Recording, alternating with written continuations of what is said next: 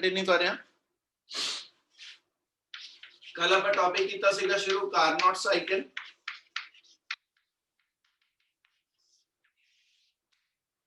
ठीक है, ते कार्नोट साइकिल वाला टॉपिक जिहड़ा जिन्ना कीता सी क्या उन्ना चेता वा? यस। जिहड़ा रिस्पांस आना वो नहीं आंदा तुहाडा। कार्नोट साइकिल जिन्ना आपां कीता सी उह च आपां दो पार्ट कीते सीगे।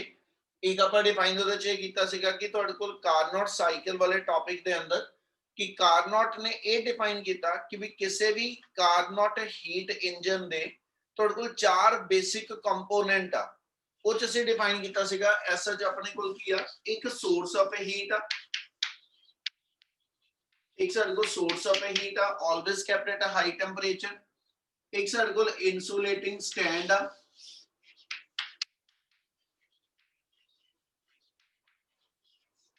एक इंसुलेटिंग स्टैंड गिवन आ ਜਿਹਦੇ ਉੱਤੇ ਅਸੀਂ ਆਪਣਾ ਵਰਕਿੰਗ ਸਬਸਟੈਂਸ ਜਿਹੜਾ ਕਿਸੇ ਸਿਲੰਡਰ ਚ ਫਿਲ ਕਰਕੇ ਉਹ ਟਿਕਾਇਆ ਹੋਇਆ। ਠੀਕ ਹੈ, ਸਿਲੰਡਰ ਦੀ ਕੀ ਪ੍ਰੋਪਰਟੀ ਦੱਸੀ ਸੀ ਜੀ?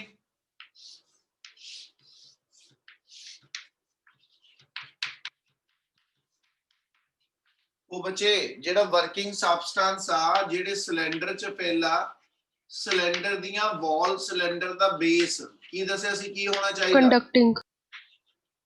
ਕੀ ਕੰਡਕਟਿੰਗ ਹੋਣਾ ਚਾਹੀਦਾ ਸਰ ਬੇਸ। ਬੇਸ ਕੰਡਕਟਿੰਗ ਤੇ ਵਾਲ ਉਹਦੀਆਂ ਕੀ ਸੀਗੀਆਂ? ਨਾਨ ਕੰਡਕਟਿੰਗ। ਨਾਨ ਕੰਡਕਟਿੰਗ। ਠੀਕ ਹੈ, ਬੇਸ ਤੋਂ ਉਹਨੇ ਹੀਟ ਜਿਹੜੀ ਆ ਲੈਣੀ ਤੇ ਬੇਸ ਤੋਂ ਹੀਟ ਉਹਨੇ ਛੱਡਣੀ। ਠੀਕ ਹੈ ਜੀ, ਤੇ ਵਾਲ ਦੇ ਥਰੂ ਅਸੀਂ ਉਹਦੇ ਅੰਦਰ ਅਜ਼ੰਪਸ਼ਨ ਦਿੱਤੀ ਸੀ ਉਹ ਨਾਨ ਕੰਡਕਟਿੰਗ ਐਂਡ ਕੋਈ ਵੀ ਹੀਟ ਦੀ ਐਕਸਚੇਂਜ ਉਹ ਵਾਲ ਦੇ ਥਰੂ ਨਹੀਂ ਕਰੇਗਾ। ਠੀਕ ਆ, ਫਿਰ ਉਸ ਤੋਂ ਬਾਅਦ ਆਪਾਂ ਇਹਦੇ ਚ ਜਿਹੜੇ ਸਟੈਪ ਪਰਫਾਰਮ ਕੀਤੇ ਸੀ ਉਹ ਚ ਫਰਸਟ ਸਟੈਪ ਆਪਣਾ ਕਿਹੜਾ ਸੀਗਾ? ਬੋਲੇਗਾ ਕੋਈ ਹੈ ਨਾ? ਆਈਸੋਥਰਮਲ ਐਕਸਪੈਂਸ਼ਨ। ਆਈਸੋਥਰਮਲ ਐਕਸਪੈਂਸ਼ਨ।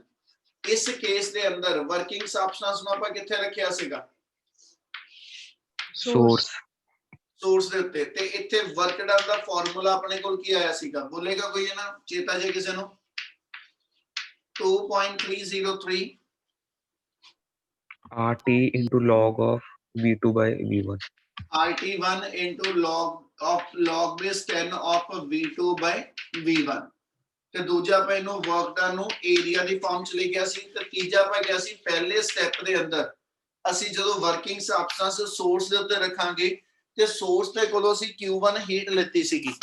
ਠੀਕ ਹੈ, ਇਸ ਲਈ ਪਹਿਲੇ ਸਟੈਪ ਦੇ ਅੰਦਰ ਸਾਡੀ ਹੀਟ Q1 ਇਨਵੋਲਵਡ ਆ ਔਰ ਇਹਦੇ ਕੋਰਸਪੋਂਡਿੰਗ ਆਪਾਂ ਇੱਕ ਨਾਲ ਜਿਹੜਾ ਵਾ ਉਹ ਇੰਡੀਕੇਟਰ ਡਾਇਗਰਾਮ ਇਹਦਾ ਬਣਾਇਆ ਸੀਗਾ। ਠੀਕ ਹੈ, ਉਹਦੇ ਚ ਆਪਾਂ ਡਿਫਾਈਨ ਕੀਤਾ ਕਿ ਫਰਸਟ ਕਰਵ ਆਪਣੀ ਆ ਸੀਗੀ ਜਿਸ ਚ ਸਾਡੇ ਕੋਲ ਪ੍ਰੈਸ਼ਰ ਵੋਲੀਅਮ P1 V1 ਤੋਂ ਚੇਂਜ ਹੋ ਕੇ ਪ੍ਰੈਸ਼ਰ ਵੋਲੀਅਮ P2 V2 ਬਣ ਜੂ।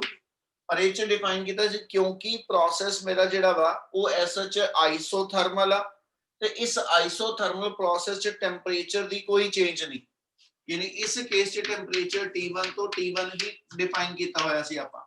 ਹਾਂ, ਇਹ ਕਿਹਾ ਸੀਗਾ ਕਿ ਇਸ ਸਟੈਪ ਦੇ ਅੰਦਰ ਜਿਹੜੀ ਹੀਟ ਇਨਵੋਲਵਡ ਆ, ਠੀਕ ਹੈ ਜੀ, ਉਹ ਤੁਹਾਡੇ ਕੋਲ Q1 ਆ, ਉਹਨੂੰ ਆਪਾਂ ਜਸਟ ਇੱਕ ਐਰੋ ਨਾਲ ਇੱਥੇ ਸ਼ੋ ਆਫ ਕਰ ਲਿਆ ਕਿ ਵੀ ਇਸ ਸਟੈਪ ਦੇ ਅੰਦਰ Q1 ਹੀਟ ਇਨਵੋਲਵਡ ਆ।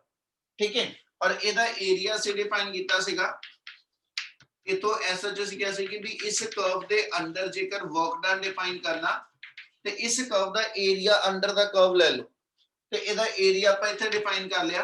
अपने को ਜਿਹੜਾ एरिया आ गया, ठीक है, work done area AB MNB MNA ਇਹਨਾਂ ਤੁਹਾਡੇ ਕੋਲ ਫਰਸਟ कर्व ਦਾ एरिया ਸੀਗਾ। क्या आ क्लियर है ਸਾਰਿਆਂ ਨੂੰ? Yes sir. Yes sir. ਦੂਜਾ ਸਟੈਪ ਅਸੀਂ ਬਣਾਇਆ ਸੀਗਾ ਕਿਹੜਾ ਸੀਗਾ ਜੀ? ਐਡੀਆਬੈਟਿਕ ਐਕਸਪੈਂਸ਼ਨ। ਐਡੀਆਬੈਟਿਕ ਐਕਸਪੈਂਸ਼ਨ। ਇਸ ਪ੍ਰੋਸੈਸ ਚ ਕੀ ਕੀਤਾ ਸੀ ਆਪਾਂ? ਵਰਕਿੰਗ ਸਬਸਟੈਂਸ ਵਾਲਾ ਸਿਲੰਡਰ ਕਿੱਥੇ ਰੱਖਿਆ ਸੀ ਤੇ ਕੀ ਕੀਤਾ ਸੀ ਉਹਨੂੰ? ਇਨਸੂਲੇਟਿੰਗ ਸਟੈਂਡ। ਇਨਸੂਲੇਟਿੰਗ ਸਟੈਂਡ ਤੇ ਰੱਖ ਕੇ ਉਹਨੂੰ ਫਰਦਰ ਹੋਰ ਐਕਸਪੈਂਡ ਕੀਤਾ ਸੀ। ਤੇ ਜਦੋਂ ਹੋਰ ਐਕਸਪੈਂਡ ਕੀਤਾ ਤੇ ਹੁਣ ਇਨਸੂਲੇਟਿੰਗ ਸਟੈਂਡ ਨੇ ਹੀਟ ਦਿੱਤੀ ਕੋਈ ਨਹੀਂ ਸੀ। ਇਧਰੋਂ ਵਾਲ ਪਹਿਲੋਂ ਨਾਨ ਕੰਡਕਟਿੰਗ ਆ, ਇਹ ਮਤਲਬ ਕੋਈ ਵੀ ਹੀਟ ਦਾ ਐਕਸਚੇਂਜ ਨਹੀਂ ਹੋਇਆ ਸੀ। ਠੀਕ ਹੈ, ਜਿਹਦੇ ਕਰਕੇ ਐਸਐਚ ਜਿਹੜੀ ਵਰਕਿੰਗ ਸਬਸਟੈਂਸ ਹੋਏਗਾ ਤੁਹਾਡਾ, ਇੱਕ ਮਿੰਟ ਹੋਲਡ ਕਰਿਓ ਬੇਟਾ। ਚਲੋ ਸੋ ਸੈਕੰਡ ਸਟੈਪ ਦੇ ਅੰਦਰ ਅਸੀਂ ਕਿਹਾ ਸੀ ਕਿ ਜਦੋਂ ਇਨਸੂਲੇਟਿੰਗ ਸਟੈਂਡ ਦੇ ਉੱਤੇ ਰੱਖ ਕੇ ਉਹਦੀ ਐਕਸਪੈਂਸ਼ਨ ਕਰਾਂਗੇ, ਠੀਕ ਹੈ।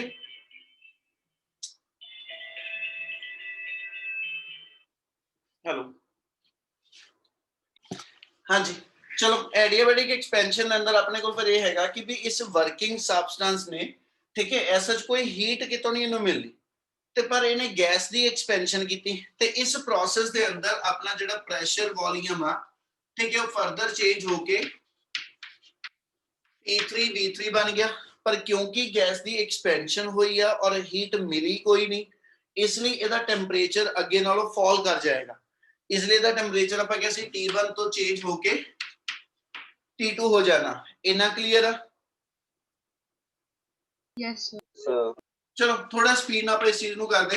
ਔਰ ਇਸ ਕੇਸ ਦੇ ਅੰਦਰ ਆਪਣੇ ਕੋਲ ਵਰਕ ਡਨ ਦਾ ਫਾਰਮੂਲਾ ਆਇਆ ਸੀ R/1 - ਗਾਮਾ T2 - T1। ਤੇ ਜੇ ਏਰੀਆ ਦੀ ਫਾਰਮ ਚ ਲਿਖੀਏ ਤੇ ਆਪਾਂ ਕਿਹਾ ਸੀ ਜੀ ਇਸ ਕਰਵ ਦੇ ਅੰਦਰ ਜਿੰਨਾ ਉਹਦਾ ਏਰੀਆ ਵਾ ਉਹਦੇ ਲਈ ਇੱਥੇ ਕਿਤੇ ਪੁਆਇੰਟ ਕੋਈ ਮਾਰਕ ਕਰ ਦਿਓ। ਮੰਨ ਲਓ S ਪੁਆਇੰਟ ਆਪਾਂ ਕਿਹਾ ਸੀ ਇੱਥੇ ਡਿਫਾਈਨ ਕਰ ਦਿਓ, ਠੀਕ ਹੈ। ਤੇ ਇਸ ਵੇਲੇ ਜਿਹੜਾ ਆ ਸੈਕਿੰਡ ਕਰਵ ਆ ਇਹ ਚ ਹੀਟ ਕੋਈ ਨਹੀਂ ਇਨਵੋਲਵਡ, ਇਸ ਲਈ ਜਦੋਂ ਇੱਥੇ Q1 ਪਾਇਆ ਇਹ ਚ ਕੋਈ ਵੇਰੀਏਬਲ ਨਹੀਂ ਆਇਆ। ਹਾਂ, ਇੱਥੇ ਟੈਂਪਰੇਚਰ ਚੇਂਜ ਨਹੀਂ ਹੋਇਆ ਸੀ, ਇਸ ਲਈ ਟੈਂਪਰੇਚਰ T1 ਤੋਂ T1 ਹੀ ਬਣਿਆ ਰਿਹਾ। ਇੱਥੇ ਟੈਂਪਰੇਚਰ ਮੇਰੇ ਕੋਲ ਅੱਗੇ ਨਾਲੋਂ ਚੇਂਜ ਹੋਇਆ ਔਰ ਡਿਕਰੀਜ਼ ਕਰ ਗਿਆ, ਠੀਕ ਹੈ, ਤੇ ਇਸ ਲਈ T1 ਦੀ ਜਗ੍ਹਾ ਤੇ ਟੈਂਪਰੇਚਰ T2 ਬਣ ਗਿਆ। ਪਰ ਉਹ ਤੇ ਕੱਲ ਵੀ ਕਿਹਾ ਸੀ, ਫਿਰ ਉਹੀ ਵਰਡ ਨੇ, ਆਹ ਕਰਵ ਦੇ ਅੰਦਰ ਕਿਤੇ ਵੀ ਇਸ ਲਾਈਨ ਦੇ ਉੱਤੇ ਅਸੀਂ ਟੈਂਪਰੇਚਰ ਦਾ ਡਿਕਰੀਜ਼ ਨਹੀਂ ਦਿਖਾ ਰਹੇ ਕਿਉਂਕਿ ਗ੍ਰਾਫ ਮੇਰਾ ਪ੍ਰੈਸ਼ਰ ਤੇ ਵੋਲੀਅਮ ਦੇ ਵਿੱਚ ਬਣਦਾ ਪਿਆ, ਠੀਕ ਹੈ ਜੀ। ਔਰ ਇਹਦਾ ਏਰੀਆ ਅੰਡਰ ਦਾ ਕਰਵ ਆਪਣੇ ਕੋਲ ਜਿਹੜਾ ਹੋਏਗਾ ਉਹ ਆ ਜਾਣਾ ਏਰੀਆ, ਐਸਾ ਜਿਹਨੂੰ ਡਿਫਾਈਨ ਕਰ ਲਓ B, ਆ ਪੁਆਇੰਟ ਨੂੰ ਨਾਮ ਆਪਾਂ C ਦੇ ਦਿੰਨੇ, BCSMB। ਇਹਨਾਂ ਮੇਰੇ ਕੋਲ ਕਹਿੰਦਾ ਜੀ ਏਰੀਆ ਅੰਡਰ ਦਾ ਕਰਵ ਆ ਜਾਏਗਾ। क्या दोनों स्टेप क्लियर है? Yes, sir. Yes, sir. ਜਿਹੜਾ ਸੀਗਾ ਆਪਣੇ ਕੋਲ ਥਰਡ ਸਟੈਪ ਸੀਗਾ ਆਪਣਾ ਆਈਸੋਥਰਮਲ ਕੰਪਰੈਸ਼ਨ। ਤੇ ਪੁੱਤ ਆਈਸੋਥਰਮਲ ਕੰਪਰੈਸ਼ਨ ਦੇ ਅੰਦਰ ਅਸੀਂ ਡਿਫਾਈਨ ਇਹ ਕਰਦੇ, ਇਹ ਸਟੈਪ ਦੱਸਣੇ ਜ਼ਰੂਰੀ ਸੀਗੇ, ਇਸ ਤੋਂ ਬਿਨਾ ਆਪਣਾ ਟੌਪਿਕ ਨਹੀਂ ਪ੍ਰੋਪਰ ਬਣਨਾ ਸੀ, ਇਸ ਲਈ ਪਿਛਲੇ ਰਿਪੀਟ ਕੀਤੇ ਆ। ਵਰਕਿੰਗ ਸਬਸਟੈਂਸ ਜਿਹੜਾ ਵਾ ਨੈਕਸਟ ਸਟੈਪ ਦੇ ਅੰਦਰ ਅਸੀਂ ਸਿੰਕ ਦੇ ਉੱਤੇ ਰੱਖ ਲੈਣਾ। ਤੇ ਜਦੋਂ ਵਰਕਿੰਗ ਸਬਸਟੈਂਸ ਤੁਹਾਡਾ ਸਿੰਕ ਦੇ ਉੱਤੇ ਆ ਗਿਆ ਔਰ ਫਰਦਰ ਇਹਨੂੰ ਅਸੀਂ ਐਸ ਚ ਕੰਪਰੈਸ ਕਰਨਾ ਸ਼ੁਰੂ ਕਰਾਂਗੇ। ਹੁਣ ਹੋਏਗਾ ਕੀ ਜੀ, ਜਦੋਂ ਇਹਦੀ ਕੰਪਰੈਸ਼ਨ ਕਰਾਂਗਾ ਇਹਦਾ ਪ੍ਰੈਸ਼ਰ ਅੱਗੇ ਨਾਲੋਂ increase ਕਰੂਗਾ, ਵੋਲੀਅਮ ਅੱਗੇ ਨਾਲੋਂ decrease ਕਰੂਗਾ ਔਰ ਟੈਂਪਰੇਚਰ ਵੀ ਅੱਗੇ ਨਾਲੋਂ increase ਕਰੇਗਾ, ਹਨਾ। ਪਰ ਕਿਉਂਕਿ ਪ੍ਰੋਸੈਸ ਆਈਸੋਥਰਮਲ ਬਣਾ ਕੇ ਰੱਖਣਾ ਵਾ, ਉਹਦੇ ਵਾਸਤੇ ਕੀ ਹੋਏਗਾ, ਵਾਲ ਤੇ ਨਾਨ ਕੰਡਕਟਿੰਗ ਆ, ਪਰ ਬੇਸ ਕੰਡਕਟਿੰਗ ਹੋਣ ਕਰਕੇ ਜਿਹੜੀ ਇਹਦੇ ਵਿੱਚ ਐਕਸਟਰਾ ਹੀਟ ਬਣਦੀ ਪਈ, ਜਿਹੜਾ ਟੈਂਪਰੇਚਰ ਵਧਾਉਂਦੀ ਪਈ ਆ, ਉਹ ਹੀਟ ਇਥੋਂ ਐਸ ਚ ਕਹਿੰਦਾ ਜੀ ਮੇਰੇ ਕੋਲ ਜਿਹੜੀ ਹੋਏਗੀ ਉਹ ਸਿੰਕ ਨੂੰ ਪਾਸ ਆਨ ਹੋ ਜੂ। yes sir Yes, sir. Process ਦੇ ਅੰਦਰ, ਇਸ ਪ੍ਰੋਸੈਸ ਦੇ ਅੰਦਰ ਅਸੀਂ ਇਸ ਸਿੰਕ ਵਰਕਿੰਗ ਸਬਸਟੈਂਸ ਦੇ ਵਿੱਚੋਂ ਕੁਝ ਹੀਟ ਸਿੰਕ ਨੂੰ ਟ੍ਰਾਂਸਫਰ ਕਰਾਤੀ, ਤੇ ਸਿੰਕ ਨੂੰ ਹੀਟ ਟ੍ਰਾਂਸਫਰ ਕੀਤੀ ਕਿੰਨੀ, ਉਹਦਾ ਵੇਰੀਏਬਲ ਅਸੀਂ Q2 ਲਿਖ ਦਿੰਨੇ ਆ। ਆਪਾਂ ਹੀਟ ਇੰਜਨ ਚ ਕਿਹਾ ਸੀ Q1 ਸੋਰਸ ਤੋਂ ਹੀਟ ਲੈਨੇ ਆ, Q2 ਹੀਟ એનર્ਜੀ ਵੇਸਟ ਹੁੰਦੀ ਆ, ਤੇ Q1 - Q2 ਦੇ ਬਰਾਬਰ ਨੈਟ ਮਕੈਨੀਕਲ ਵਰਕ ਆ। ਇਹਦਾ ਮਤਲਬ ਜਿਹੜੀ ਸਿੰਕ ਨੂੰ ਹੀਟ ਵੇਸਟ ਹੋਣੀ ਆ ਉਹ ਮੇਰੀ ਹੀਟ એનર્ਜੀ Q2 ਆ ਗਈ। ਇੰਨੀ ਹੀਟ ਜਦੋਂ ਸਿੰਕ ਨੂੰ ਨਿਕਲੀ ਤੇ ਇਸ ਪ੍ਰੋਸੈਸ ਦੇ ਅੰਦਰ ਇਸ ਕੰਟੇਨਰ ਦਾ ਟੈਂਪਰੇਚਰ ਜਿਹੜਾ ਉਹ ਕਾਂਸਟੈਂਟ ਬਣਿਆ ਰਿਹਾ। ਕਿ ਇੰਨੀ ਗੱਲ ਕਲੀਅਰ ਆ? yes Yes, sir. ਇੱਥੇ ਬੇੜਾ ਜਦੋਂ ਚੱਲੀਏ ਤੇ ਆਪਣੇ ਕੋਲ ਅੱਗੇ ਨਾਲੋਂ ਜੇ ਲੈ ਕੇ ਚੱਲੀਏ ਕਰਵ ਚ ਕੀ ਚੇਂਜ ਆਈ, ਪ੍ਰੈਸ਼ਰ ਆਪਣਾ ਅੱਗੇ ਨਾਲੋਂ ਵੱਧ ਜਾਣਾ, P4 ਹੋ ਗਿਆ, ਵੋਲੀਅਮ ਆਪਣਾ ਘਟ ਜਾਣਾ, V4 ਹੋ ਗਿਆ। ਵੇਰੀਏਬਲ ਡਿਫਾਈਨ ਕਰੀ ਤਾਂ ਭੇਜਦਾ ਕਹਿ ਦਾਂਗੇ ਇੱਥੇ ਮੇਰੇ ਕੋਲ ਵੋਲੀਅਮ V1 ਆ, ਠੀਕ ਹੈ ਜੀ। ਆਹ ਪੁਆਇੰਟ ਤੱਕ ਆਉਂਦੇ ਆ, ਆਹ ਵਾਲੇ ਪੁਆਇੰਟ ਤੇ ਮੇਰਾ ਵੋਲੀਅਮ V2 ਆ, ਆਹ ਪੁਆਇੰਟ ਤੇ ਮੇਰੇ ਕੋਲ ਵੋਲੀਅਮ ਜਿਹੜਾ V3 ਬਣਿਆ ਸੀ, ਤੇ ਇੱਥੇ ਆਂਦੇ ਆਂਦੇ ਵੋਲੀਅਮ ਜਿਹੜਾ ਮੇਰਾ ਉਹ V4 ਬਣ ਗਿਆ। ਕਿਆ ਇੰਨਾ ਕਲੀਅਰ ਬੱਚੇ?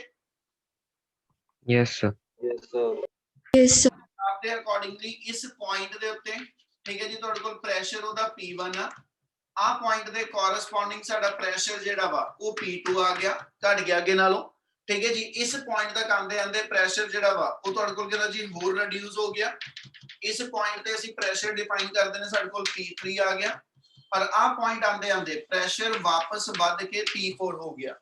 क्या क्लियर है वेरिएबल्स? Yes, sir. ਹੁਣ ਇਸ Yes, sir. process ਦੇ ਅੰਦਰ ਆਪਾਂ ਜੇ ਥਰਡ ਸਟੈਪ 'ਚ ਚਲੀਏ ਬੇਟਾ, ਜਦੋਂ ਆਈਸੋਥਰਮਲ ਕੰਪਰੈਸ਼ਨ ਹੋਈ ਆ, ਜਦੋਂ ਆਈਸੋਥਰਮਲ ਕੰਪਰੈਸ਼ਨ ਹੋਈ ਤੇ ਜਿਹੜਾ ਵਰਕ ਹੋਇਆ ਇਹਦੇ ਅੰਦਰ ਐਸਾ ਚ Q2 ਹੀਟ એનર્ਜੀ ਇਨਵੋਲਵਡ ਆ। ਇਸ ਪ੍ਰੋਸੈਸ ਚ Q2 ਹੀਟ એનર્ਜੀ ਇਨਵੋਲਵਡ ਹੋਈ ਆ। ਯਾਨੀ ਥਰਡ ਸਟੈਪ ਦੇ ਅੰਦਰ ਜੇ ਆਪਾਂ ਇੱਥੇ ਦਿਖਾਣਾ ਹੋਵੇ ਹੀਟ એનર્ਜੀ Q2 ਇਨਵੋਲਵਡ ਆ। ਟੈਂਪਰੇਚਰ ਜਿੰਨਾ ਇਸ ਪੁਆਇੰਟ ਤੇ ਆ C ਤੇ ਹਨਾ उन्ना ही प्रेशर है D ते भी रहेगा क्योंकि प्रोसेस आइसोथर्मल इसलिए टेंपरेचर भी चेंज नहीं आएगी और T2 बनया रहूगा। इन्नी गल क्लियर है? Yes, sir. सो जे हुण इसे नु आपां कंटिन्यू करिए इमल Q2 वर्क होया और इस वेले वर्क कंप्रेशन वास्ते होया ते कंप्रेशन वेले से डिफाइन करदे work is done on the gas ਤੇ ਬੇਟਾ ਆਪਾਂ ਕਿਹਾ ਸੀ ਬਾਈ ਦਾ ਗੈਸ ਵਰਕ ਪੋਜ਼ਿਟਿਵ ਆ ਤੇ ਔਨ ਦਾ ਗੈਸ ਵਰਕ ਮੇਰਾ ਨੈਗੇਟਿਵ ਆ ਜੂ।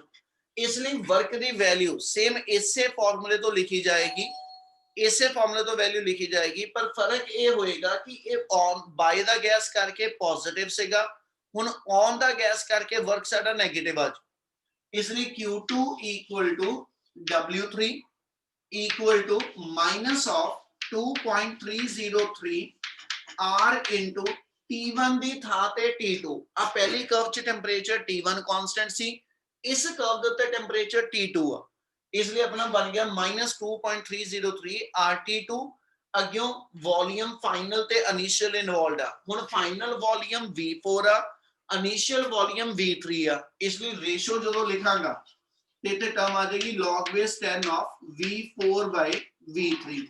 क्या इतनी गल क्लियर जी? Yes, sir. Yes, sir. ਸੋ ਬੁੱਤ ਸਿਮੈਟ੍ਰਿਕਲੀ ਉਹਨਾਂ ਤੋਂ ਸਟੈਪ ਬਣ ਜਾਣੇ ਆ। ਠੀਕ ਹੈ, ਉਹਨਾਂ ਤੋਂ ਸਟੈਪ ਬਣ ਜਾਣੇ, ਨਵਾਂ ਸਟੈਪ ਕੋਈ ਨਹੀਂ ਹੈਗਾ। ਐਸਾ ਚੌਥੋਂ ਹੀ ਆਪਣੇ ਸਟੈਪ ਸਾਰੇ ਬਣਦੇ ਪਏ ਆ। ਔਰ ਜੇ ਮਾਈਨਸ ਐਡਜਸਟ ਕਰਨੀ ਆ ਤੇ ਇੱਕ ਚੀਜ਼ ਦਿਮਾਗ 'ਚ ਲਿਆਵੋ, ਜਦੋਂ ਵਰਕ ਡਨ ਡਿਊਰਿੰਗ ਆਈਸੋਥਰਮਲ ਐਕਸਪੈਂਸ਼ਨ ਕੀਤਾ ਸੀ ਆਪਣੀ ਟਰਮ ਉੱਤੇ ਇਦਾਂ ਬਣੀ ਸੀ log of V2 minus log of V1। ਔਰ ਜੇ ਹੁਣ ਇੱਥੇ ਲਵਾਂ ਤੇ ਆਪਣਾ ਇੱਥੇ ਲਿਖਿਆ ਹੋਇਆ V4, ਇੱਥੇ ਲਿਖਿਆ ਹੋਇਆ V3, ਇਹਨੂੰ log m minus log n ਲਗਾ ਕੇ log m over n ਅਸੀਂ ਬਣਾਇਆ ਹੋਇਆ। ਤੇ ਜੇ ਬਾਹਰ ਮਾਈਨਸ ਪਈ ਆ, ਮਾਈਨਸ ਅੰਦਰ ਐਡਜਸਟ ਕਰ ਦਵਾਂ ਤੇ ਆ ਟਰਮ ਨੈਗੇਟਿਵ ਤੇ ਆ ਟਰਮ ਪੋਜ਼ਿਟਿਵ ਆ ਜਾਓ। Yes, sir. ਇਹਦਾ ਮਤਲਬ ਇਹ ਹੋਏਗਾ ਆ ਜਿਹੜੀ ਲਿਮਿਟ ਫਾਈਨਲ ਬਾਈ ਇਨੀਸ਼ੀਅਲ ਆ, ਜੇ ਮਾਈਨਸ ਅੰਦਰ ਐਡਜਸਟ ਕਰਾਵਾਂ ਇਹ ਲਿਮਿਟ ਮੇਰੀ ਰਿਵਰਸ ਹੋ ਜਾਓ। Yes, sir. ਬੇਟੇ ਕਿਆ ਆ ਸਟੈਪ ਸਾਰਿਆਂ ਨੂੰ ਸਮਝ ਲੱਗਦਾ ਪਿਆ ਜੋ ਬੋਲਦਾ ਪਿਆ? Yes, sir. yes, sir. ਸੋ ਤੇ ਜੇ ਇਹਨੂੰ ਆਪਾਂ ਐਸ ਸੱਚ ਲਿਖਣਾ ਹੋਵੇ ਤੇ ਇਸੇ ਸਟੈਪ ਨੂੰ ਅਸੀਂ ਆ ਡਿਫਾਈਨ ਕਰ ਦਿੰਨੇ। ਇੱਥੇ ਜੇ ਪਲੱਸ ਦੇ ਅੰਦਰ ਟਰਮ ਮੈਂ ਲਿਖਦੀ ਆ ਤੇ ਇੱਥੇ ਲਿਖਣ ਦਾ ਮੈਥਡ ਇਹ ਹੋ ਜਾਏਗਾ ਕਿ ਇਹਨੂੰ ਫਾਈਨਲ ਦੀ ਥਾਂ ਤੇ ਇਨੀਸ਼ੀਅਲ ਬਾਈ ਫਾਈਨਲ ਡਿਫਾਈਨ ਕਰ ਦੋ। ਕੀ ਕਲੀਅਰ ਹੈ ਜੀ ਇੰਨੀ ਗੱਲ? Yes, sir. Yes, sir. ਅਸੀਂ ਲਿਖ ਦਈਏ ਕਿ ਵਰਕ ਡਨ ਏਰੀਆ ਅੰਡਰ ਦਾ ਕਰਵ ਆ ਤੇ ਹੁਣ ਆ ਕਰਵ ਦੇ ਅੰਡਰ ਜਿਹੜਾ ਏਰੀਆ ਵਾ ਉਹ ਡਿਫਾਈਨ ਕਰ ਦੋ ਤੇ ਆਪਣੇ ਕੋਲ ਏਰੀਆ ਆ ਜਾਏਗਾ ਜੀ CD।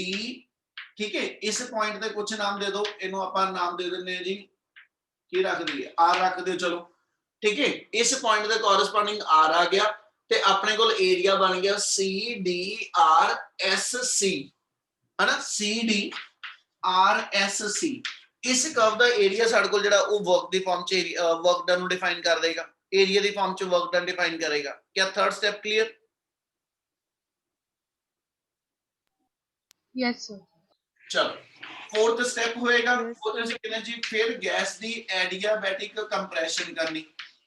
ਹੁਣ ਐਡੀਆਬੈਟਿਕ ਕੰਪਰੈਸ਼ਨ ਵੇਲੇ ਫਰਦਰ ਕੀ ਕਰਾਂਗੇ?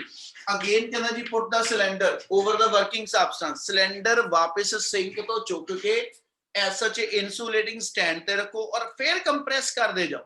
ਉਹ ਕਹਿੰਦਾ ਉਦੋਂ ਤੱਕ ਕੰਪਰੈਸ ਕਰਦੇ ਜਾਓ ਜਦੋਂ ਤੱਕ ਇਹਦਾ ਪ੍ਰੈਸ਼ਰ ਵੋਲੀਅਮ ਜਿਹੜਾ ਉਹ P4 V4 ਤੋਂ ਚੇਂਜ ਹੋ ਕੇ ਵਾਪਸ P1 V1 ਨਹੀਂ ਬਣ ਜਾਂਦਾ। ਯਾਨੀ ਤੁਹਾਡਾ ਪ੍ਰੈਸ਼ਰ ਵੋਲੀਅਮ ਵਾਪਸ ਫਿਰ ਇੱਥੋਂ ਜਿਹੜਾ ਵਾ, ਠੀਕ ਹੈ, ਪ੍ਰੈਸ਼ਰ ਵੋਲੀਅਮ ਫਿਰ ਫਾਈਨਲੀ ਮੇਰੇ ਕੋਲ ਜਿਹੜਾ ਵਾ ਪ੍ਰੈਸ਼ਰ P4 ਤੋਂ ਇਨਕਰੀਜ਼ ਕਰਕੇ P1 ਬਣ ਜੇ वॉल्यूम V4 तो डिक्रीज करके वापस V1 बन जाए। ठीक है, ਜਦੋਂ ਇਹ ਸਟੇਟ ਵਾਪਸ ਅਚੀਵ ਹੋ ਜਾਏਗੀ ਇਹਦਾ ਮਤਲਬ ਆ ਮੇਰਾ ਸਿਸਟਮ ਇੱਕ ਸਾਈਕਲ ਆਪਣਾ ਕੰਪਲੀਟ ਕਰ ਗਿਆ ਔਰ ਉਸ ਤੋਂ ਬਾਅਦ ਸਿਲੰਡਰ ਫੇਰ ਇਹ ਤੋਂ ਵਰਕਿੰਗ ਸਾਪਸਾਂ ਚੁੱਕਾਂਗੇ ਅਗੇਨ ਪੁੱਟ ਓਵਰ ਦਾ ਸੋਰਸ। ਗੱਲ ਸਮਝ ਲੱਗੀ ਜੀ? Yes. Yes, sir. ਇਹਦਾ ਮਤਲਬ ਇੱਕ ਸਾਈਕਲ ਦੇ ਅੰਦਰ ਸਿਸਟਮ ਜਿਹੜਾ ਉਹ 4 ਸਟੈਪ ਚੋਂ ਕਹਿੰਦਾ ਜੀ ਵਰਕਿੰਗ ਆਪਣੀ ਡਿਫਾਈਨ ਕਰੇ, ਜਿਹਨੂੰ ਅਸੀਂ ਨਾਮ ਦੇ ਸਕਦੇ 4 ਸਟ੍ਰੋਕ ਬਣ ਗਏ। ਤੇ ਜਿਹੜਾ ਹੀਟ ਇੰਜਨ ਇਹ 4 ਸਟ੍ਰੋਕ ਸਟੈਪ ਦੇ ਅਕੋਰਡਿੰਗਲੀ ਕਹਿੰਦਾ ਜੀ ਆਪਣਾ ਵਰਕ ਪਰਫਾਰਮ ਕਰਦਾ, ਅਸੀਂ ਕਹਿੰਦੇ ਉਹਦੀ ਐਫੀਸ਼ੀਐਂਸੀ ਜਿਹੜੀ ਹੋਏਗੀ ਉਹ ਮੈਕਸਿਮਮ। ਪਰ ਫਿਰ ਵੀ ਮੈਂ ਇੱਕ ਲਾਈਨ ਕਿਤੇ ਨਹੀਂ ਬੋਲੀ ਬੇਟਾ, ਬਾਰ-ਬਾਰ ਕਹਿ ਰਿਹਾ ਕਾਰਨੋਟ ਥਿਓਰਮ ਦੇ ਅਕੋਰਡਿੰਗਲੀ ਉਹਨੇ ਇਹ ਡਿਫਾਈਨ ਕੀਤਾ ਵਾ no one heat engine will work better than Carnot heat engine. No one heat engine will work better than Carnot heat engine when it is operated between the given range of temperature of a source and sink. मतलब source ਤੇ sink ਦੀ ਇੱਕ temperature range define ਕਰ ਲਓ ਤੇ ਉਸ temperature range ਦੇ ਅੰਦਰ ਕੋਈ ordinary heat engine working ਆਪਣੀ ਲਵੇ ਤੇ ਦੂਜੇ ਪਾਸੇ ਕਾਰਨੋਟ ਹੀਟ ਇੰਜਨ ਦੀ ਵਰਕਿੰਗ ਲਈ ਹੈ ਤਾਂ ਕਹਿੰਦਾ ਜੀ ਕਾਰਨੋਟ ਹੀਟ ਇੰਜਨ ਦੀ ਐਫੀਸ਼ੀਐਂਸੀ ਜ਼ਿਆਦਾ ਆਏਗੀ। ਪਰ ਅਸੀਂ ਕਿਤੇ ਨਹੀਂ ਕਹਿ ਰਹੇ ਬੇਟਾ ਐਫੀਸ਼ੀਐਂਸੀ 100%, ਉਹ ਅੱਗੇ ਵੀ ਗੱਲ ਦੱਸੀ ਆ ਕਿ ਐਸ ਸੱਚ ਐਫੀਸ਼ੀਐਂਸੀ 100% ਪੋਸੀਬਲ ਨਹੀਂ ਤੇ ਉਹਦੀ ਇੱਕ ਵਾਰੀ ਲਾਸਟ ਫੇਰ ਡਿਸਕਸ਼ਨ ਕਰਾਂਗਾ। ਬਟ ਉਹਦੇ ਤੋਂ ਪਹਿਲਾਂ ਚੌਥਾ ਸਟੈਪ ਜਿਹੜਾ ਵਾ ਇਹ ਫੇਰ work done on the gas ਆ, ਇਹਦੀ ਵੈਲਿਊ ਐਗਜ਼ੈਕਟਲੀ ਸੇਮ ਆਹੀ ਫੇਰ ਆ ਜਾਣੀ ਆ, ਪਰ ਇਹ ਪੋਜ਼ਿਟਿਵ ਚ ਆ ਉਹ ਨੈਗੇਟਿਵ ਚ ਆ ਜਾਊ। ਹੁਣ ਇਹ ਚ ਵੋਲੀਅਮ ਕੋਈ ਇਨਵੋਲਵਡ ਨਹੀਂ ਕਿਉਂਕਿ ਐਡੀਆਬੈਟਿਕ ਦੇ ਅੰਦਰ ਅਸੀਂ ਟੈਂਪਰੇਚਰ ਦੀ ਚੇਂਜ ਫਾਰਮੂਲਾ ਲਿਖਿਆ ਵਾ, ਇਸ ਲਈ ਚੌਥੇ ਸਟੈਪ ਦੇ ਅੰਦਰ ਜਿਹੜਾ ਵਰਕ ਹੋਏਗਾ ਆਹੀ ਸੇਮ ਲਿਖ ਦਾਂਗੇ ਕਿਉਂਕਿ ਬੇਟਾ ਲਿਖਣਾ ਆ ਚਾਹ ਰਹੇ ਆ R over 1 minus gamma into T1 minus T2। ਠੀਕ ਹੈ, ਪਰ ਕਿਉਂਕਿ ਅਸੀਂ ਐਸਐਚ ਇਸੇ ਫਾਰਮ ਚ ਉਹਨੂੰ ਲਿਖਣ ਲੱਗੇ ਆ। ਠੀਕ ਹੈ ਜੀ, ਤੇ ਇਹਨੂੰ ਐਸਐਚ ਤੁਸੀਂ ਪਲੱਸ ਦੇ ਵਿੱਚ ਜੇ ਇੱਥੇ ਡਿਫਾਈਨ ਕੀਤਾ ਤੇ ਔਨ ਦਾ ਗੈਸ ਵਰਕ ਇੰਨਾ ਹੀ ਹੋਏਗਾ। ठीक है, पर मेरा नेगेटिव चार्ज हो। क्या आज चौथा स्टेप क्लियर है? Yes, sir. और Yes. एरिया दी फॉर्म च कही है ते एरिया जेड़ा मेरे को आएगा P A N R P, यानी आ मेरी जेड़ी कर्व होएगी। ठीक है, जेड़ी इन्नी कर्व आ जाएगी P A N R कहदा जी वापस D, यानी जितों चले इस पॉइंट तो आ मेरे को जेड़ा area enclosed by the curve होएगा ये मेरे को work done during adiabatic compression आ जाओ इन्हें ते डिफाइन कर दे तो अपने को आ गया जी D A N R D। ठीक है, ये मेरे को एरिया मेरा कहंदा जी डिफाइन कर देगा। क्या इतना सारा क्लियर है? चारे स्टेप जेड़े कीते आपां? Yes, sir. Yes, sir. मैं कल वाला सारा रिपीट करके नाल ऐड कर लिया बेटा कि भी जे कल वाला किसी ਨੂੰ नहीं दिमाग च होवे क्या ਉਹਨਾਂ ਸਾਰਿਆਂ ਚੀਜ਼ਾਂ ਦਾ ਜੋ ਰਿਜ਼ਲਟ ਬਣਦਾ ਪਿਆ ਇੰਨਾ ਪਹਿਲਾਂ ਕਲੀਅਰ ਆ ਫਿਰ ਕੰਪਲੀਟ ਕਰਾਂ ਮੈਂ ਟੌਪਿਕ ਨੂੰ। Yes, sir. Yes, sir. Yes, sir. ਸੱਚ ਸਿਸਟਮ 'ਚ ਚਲੀਏ ਤੇ ਉਹ ਕਹਿੰਦਾ ਜੀ ਸਿਸਟਮ ਦਾ ਟੋਟਲ ਵਰਕ ਡਨ ਕੱਢੋ। ਹੁਣ ਜਦੋਂ ਟੋਟਲ ਵਰਕ ਡਨ ਕਰਦਾ ਚਾਰੇ ਸਟੈਪ 'ਚ ਆਪਣਾ ਜਿੰਨਾ ਵਰਕ ਹੋਇਆ ਹਨਾ ਉਹ ਕਹਿੰਦਾ ਜੀ ਐਡ ਕਰਾ ਲਓ। पर ऐड करन लगे एक चीज दिमाग च रख लांगे कि इत्थे दो वर्क मेरे जिहड़े आ W1 ते W3 W1 ते W2 ये पॉजिटिव आ W3 ते W4 मेरे नेगेटिव आ। वन वर्ड दूजा वर्ड कि W2 ते W4 दे वर्क आपस च इक्वल एंड ओपोजिट आ। इस नाल जिन्ना वर्क मेरे कोल आइस एडियाबैटिक एक्सपेंशन वेले एग्जैक्टली उन्ना ही वर्क मेरे कोल एडियाबैटिक कंप्रेशन वेले आ। इसलिए सिस्टम दे अंदरों आ दोनों वर्क मेरे कैंसल भी हो जाने। ਇਹਦਾ ਮਤਲਬ ਸਿਸਟਮ ਦਾ ਨੈਟ ਵਰਕ ਜਿਹੜਾ ਵਾ ਉਹ W1 ਮਾਈਨਸ W3 ਵਾਲਾ ਕੇਸ ਬਣ ਗਿਆ। ਇੰਨੀ ਗੱਲ ਕਲੀਅਰ ਆ? Yes, sir.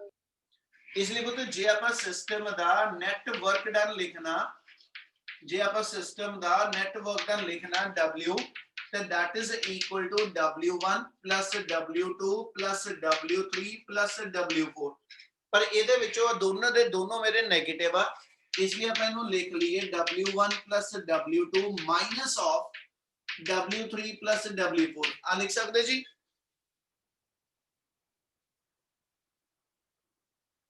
Yes, sir. इना क्लियर बच्चे सारे नु क्योंकि Yes, वर्क मेरे नेगेटिव आ दोनों वर्क मेरे नेगेटिव आ नेगेटिव कॉमन करके आ मेरे को आ गया ਇਹਦੇ ਵਿੱਚ ਆਪਾਂ ਅੱਗੇ ਕੰਡੀਸ਼ਨ ਦੇ ਦਈਏ as W2 equal to minus W4 ठीक है जी। ਤੇ therefore ਆਪਣੇ ਕੋਲ ਜਿਹੜਾ ਨੈਟ ਵਰਕ ਹੋਏਗਾ ਉਹ ਬਣ ਗਿਆ ਜੀ W1 minus W3 ਇਹਨਾਂ ਕਲੀਅਰ ਆ।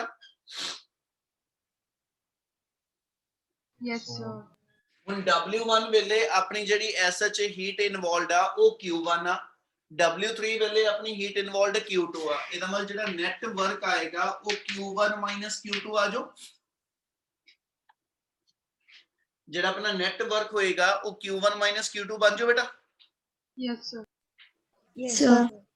ਠੀਕ ਹੈ ਜੀ। ਹੁਣ ਇਹੀ ਪੁੱਤ ਆਪਾਂ ਜਿਹੜਾ ਮਕੈਨੀਕਲ ਵਰਕ ਡਨ ਇਥੋਂ ਕੈਲਕੂਲੇਟ ਕੀਤਾ, ਦੂਜੇ ਪਾਸੇ ਜਿਹਨੂੰ ਏਰੀਆ ਵਾਈਜ਼ ਅਸੀਂ ਬੋਲੀਏ ਹਨਾ, ਤੇ ਗ੍ਰਾਫ ਤੋਂ ਬੱਚੇ ਜਿਵੇਂ ਆ ਕਵਾਂ ਕਿ ਜਿੰਨਾ ਏਰੀਆ BCSMB ਇਹਦੀ ਜਿੰਨਾ ਏਰੀਆ ਮੇਰਾ ਆ ਕਰਵ ਨੇ ਐਨਕਲੋਜ਼ ਕੀਤਾ ਵਾ, ਜਿੰਨਾ ਏਰੀਆ ਆ ਕਰਵ ਨੇ ਐਨਕਲੋਜ਼ ਕੀਤਾ ਤੇ ਜਿੰਨਾ ਏਰੀਆ ਮੇਰਾ ਆ ਵਾਲੀ ਕਰਵ ਨੇ ਐਨਕਲੋਜ਼ ਕੀਤਾ, ਅਸੀਂ ਕਹਿੰਦੇ ਜੀ ਇਹ ਦੋਨਾਂ ਦੇ ਏਰੀਏ ਆਪਸ ਵਿੱਚ ਇਕੁਅਲ ਆ। ठीक है, ये दोनों दे एरिए आपस इक्वल है बट दोनों एक दूसरे तो ओपोजिट आ, इसलिए आ दो एरिए ते मेरे कैंसल हो गए। मुड़ के जेड़ा सिस्टम दा नेट वर्क डन बचदा ਅਸੀਂ ऑलरेडी डिफाइन ਕੀਤਾ कि ਉਹ ਜਿਹੜਾ area enclosed by the cyclic curve ਹੁੰਦਾ ਉਹ ਮੇਰੇ ਸਿਸਟਮ ਦਾ ਨੈਟਵਰਕ ਹੁੰਦਾ। Yes, sir. Yes, sir. ਜੇ ਆ ਲਾਈਨ ਨਹੀਂ ਸਮਝ ਲੱਗੀ ਹੋਵੇ ਤੇ ਮੈਂ ਵੀ ਇੱਕ ਐਗਜ਼ਾਮਪਲ ਦੇ ਰਿਹਾ, ਉਹਨੂੰ ਸਮਝਿਓ। ਆਪਾਂ ਆ ਜਿਹੜਾ ਬੜਾ ਇੱਕ ਨੂਮੈਰੀਕਲ ਬਣਾਇਆ कि भी मान लो ਤੁਹਾਡੇ ਕੋਲ ਆ ਕੋਈ ਪ੍ਰੋਸੈਸ ਆ ਟ੍ਰਾਇੰਗਲ ਦੀ ਫਾਰਮ ਚ ਕਹਿ ਦੋ, ਭਾਵੇਂ ਆਪਾਂ ਇੱਥੇ ਸਕੁਅਰ ਦੀ ਫਾਰਮ ਚ ਕਹਿ ਦਈਏ ਹਨਾ। ਹੁਣ ਇੱਥੋਂ ਸਿਸਟਮ ਨੂੰ ਜੇ ਮੈਂ ਕਹਾਂ A to B, B to C, C to D and then back to A, ਠੀਕ ਹੈ ਜੀ। ਇਸ ਪੂਰੇ ਦੇ ਪੂਰੇ ਕਹਿੰਦਾ ਜੀ ਐਸ ਸੱਚ ਪ੍ਰੋਸੈਸ ਦਾ, ਇਸ ਸਾਈਕਲਿਕ ਪ੍ਰੋਸੈਸ ਦਾ ਵਰਕ ਡਨ ਕੱਢੋ ਤੇ ਇਹ ਚ ਕੀ ਹੋਏਗਾ, ਆ ਜਿਹੜੀ ਕਰਵ ਆ ਤੇ ਆ ਜਿਹੜੀ ਕਰਵ ਆ, ਇਹ ਗੱਲ ਅੱਗੇ ਵੀ ਦੱਸੀ ਸੀ, ਆ ਐਗਜ਼ਾਮਪਲ ਲਿੱਤੀ ਸੀ ਆਪਾਂ। ਜਿਹੜੀ ਆ ਮੇਰੇ ਕੋਲ ਜਿਹੜੀ ਵਰਟੀਕਲ ਕਰਵ ਆਏਗੀ, ਇਧਰ ਪ੍ਰੈਸ਼ਰ ਔਰ ਇੱਕ ਸਾਈਡ ਤੇ ਵੋਲੀਅਮ, ਅਸੀਂ ਕਿਹਾ ਸੀ ਆ ਕਰਵ ਦੇ ਅੰਦਰ ਕੀ ਹੋ ਰਿਹਾ, ਵੋਲੀਅਮ ਨਹੀਂ ਚੇਂਜ ਹੋ ਰਿਹਾ, ਇਹ ਚ ਵੋਲੀਅਮ ਨਹੀਂ ਚੇਂਜ ਹੋ ਰਿਹਾ ਤੇ ਵਰਕ ਡਨ ਦਾ ਸਹੀ ਫਾਰਮੂਲਾ ਜਿਹੜਾ ਉਹ P into dV ਆ। ਤੇ ਜੇ ਵੋਲੀਅਮ ਦੀ ਚੇਂਜ ਨਹੀਂ ਆਂਦੀ ਤੇ ਇਸ ਕਰਵ ਨੇ ਆਪਣਾ ਕੋਈ ਵੀ ਏਰੀਆ ਐਨਕਲੋਜ਼ ਨਹੀਂ ਕਰਨਾ। ਹੌਰੀਜ਼ੌਂਟਲ ਕਰਵ ਆ ਤੇ ਉਹ ਨੀਚੇ ਏਰੀਆ ਐਨਕਲੋਜ਼ ਕਰਦੀ ਆ, ਇਨਕਲਾਈਨਡ ਕਰਵ ਆ ਉਹ ਨੀਚੇ ਏਰੀਆ ਐਨਕਲੋਜ਼ ਕਰਦੀ ਆ। ਆ ਵਰਟੀਕਲ ਕਰਵ ਨੇ ਕੋਈ ਏਰੀਆ ਐਨਕਲੋਜ਼ ਨਹੀਂ ਕਰਨਾ ਤੇ ਜੇ ਨੇ ਏਰੀਆ ਐਨਕਲੋਜ਼ ਨਹੀਂ ਕੀਤਾ ਤੇ ਇਹਦਾ ਵਰਕ ਡਨ ਕੀ ਰਹਿ ਜਾਊ, 0 ਤੇ ਇਹਦੇ ਅੰਦਰ ਆ ਦੋ ਕਰਵ ਦਾ ਏਰੀਆ ਇਹਦਾ ਮਤਲਬ 0 ਆ। ਤੇ ਆ ਕਰਵ ਨੇ ਹਨਾ, ਆ ਕਰਵ ਨੇ ਜਿੰਨਾ ਏਰੀਆ ਐਨਕਲੋਜ਼ ਕੀਤਾ ਇਹ ਮੇਰੇ ਕੋਲ ਕਹਿੰਦਾ ਜੀ ਐਸ ਸੱਚ ਐਕਸਪੈਂਸ਼ਨ ਆ, ਕਿਉਂਕਿ ਵੋਲੀਅਮ ਵੱਧਦਾ ਦਿਖਾ ਰਹੇ ਹਾਂ ਅਸੀਂ, ਇਸ ਪੁਆਇੰਟ ਨਾਲੋਂ ਇਸ ਪੁਆਇੰਟ ਤੱਕ ਜਾਂਦੇ ਵੋਲੀਅਮ ਵਧਿਆ ਵਾ। ਪਰ ਆ ਕਰਵ ਜਿਹੜੀ ਕੰਪਰੈਸ਼ਨ ਦੀ ਆ ਇਹਦੇ ਵਿੱਚ ਵੋਲੀਅਮ ਮੇਰਾ ਘਟਿਆ ਵਾ, ਠੀਕ ਹੈ। ਇਹਦਾ ਮਤਲਬ ਜੇ ਆ ਉੱਪਰ ਵਾਲੀ ਕਰਵ ਦੇ ਵਰਕ ਦੇ ਵਿੱਚੋਂ ਆ ਵਾਲਾ ਵਰਕ ਜਿਹੜਾ ਮੇਰਾ ਮਾਈਨਸ ਹੋ ਜੇ ਤੇ ਨੈਟ ਵਰਕ ਮੇਰਾ ਆ ਏਰੀਆ ਐਨਕਲੋਜ਼ਡ ਬਾਈ ਦਾ ਕਰਵ ਆ ਜੋ।